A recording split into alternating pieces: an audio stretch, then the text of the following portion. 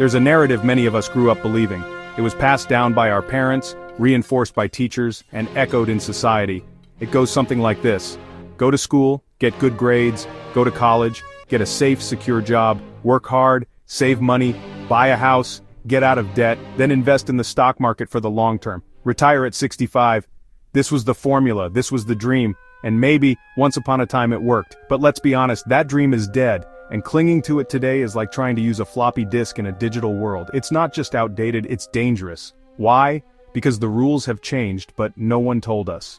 Most people are playing a financial game using instructions from the 1950s, while the world around them has moved into a completely different era. Let's start with a hard truth. Saving money today is one of the worst financial decisions you can make. That might sound crazy at first, but look around.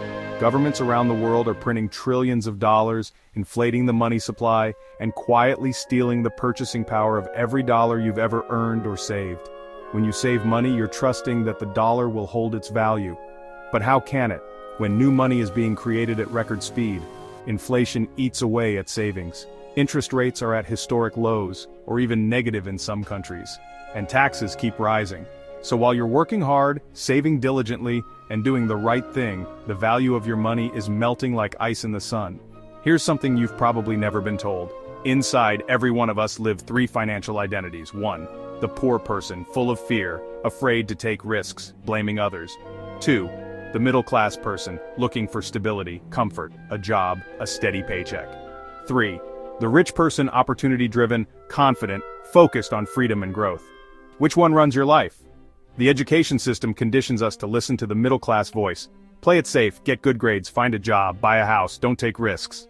But no one ever teaches us how to listen to the rich voice inside, the one that says, create, build, own, lead. This isn't just philosophy, it's financial programming. Most people don't know they've been programmed to be employees. But when you depend on a paycheck, your freedom is an illusion. Let me share a personal story. I was working for Xerox. I was good at my job. One day, I received a bonus check, around $30,000. At first I was excited, but that feeling quickly turned into discomfort. Why? Because I realized something. I was trapped. I was dependent on that check. It was controlling me. Then a colleague said something that changed my life. He said, "You'll be back, you'll try something on your own, fail, and come crawling back."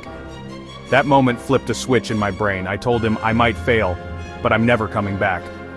That's when I became an entrepreneur. Not because I had all the answers, but because I was determined to find them. I wanted freedom more than security, and that made all the difference. Let's clear something up. Being an entrepreneur isn't just about starting a business, it's a way of thinking. It's about how you see the world, how you solve problems, how you make decisions. The real entrepreneur doesn't just chase money, they create value. They take risks, they fail, they learn, they get back up, and they keep going. It's not about having a fancy product or office. It's about independence, resilience, ownership. In America alone, there are 28 million small business owners, but 24 million of them are one-person operations. They're not building wealth, they're self-employed. And guess what? The self-employed pay the highest taxes of all. That's the tragedy. People think they've escaped the system by working for themselves, but they're still stuck in the same tax trap, and no one teaches them how to get out. Here's where things get interesting. Most people are terrified of debt. They see it as something to be avoided at all costs. The rich, they see it as a weapon, a financial superpower. I recently refinanced $300 million in debt. Why? Because I reduced my interest rate from 5% to 2.5%. That simple shift means more cash flow, without working harder. That's the game the rich play. And taxes? Employees and self-employed people get taxed first, before they even touch their money. Entrepreneurs and investors get taxed last. That's not by accident, it's by design. When I make $1 million, I keep it. My doctor friend? He makes $1 million and pays $750,000 in taxes. That's not because I'm smarter, it's because I've learned the rules of the new economy.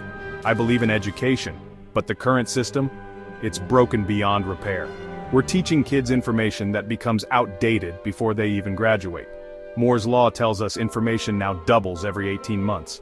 That means knowledge has an expiration date.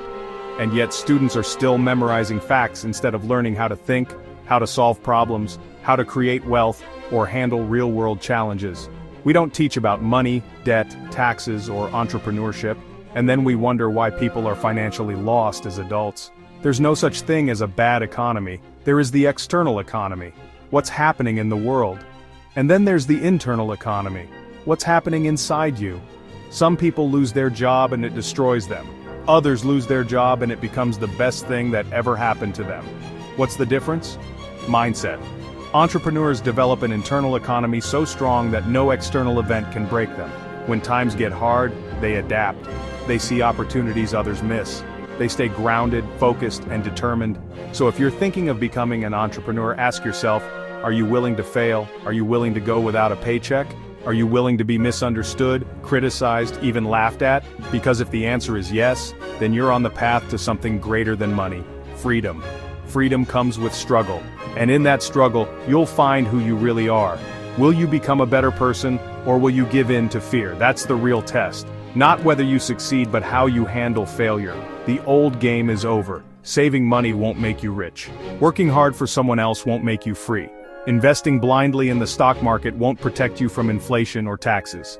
The new game is about financial intelligence, entrepreneurship, and internal strength. Learn how to use debt. Learn how to use taxes, build businesses, acquire assets, stop working for money, and make money work for you. Because when they print money, the poor and middle class lose.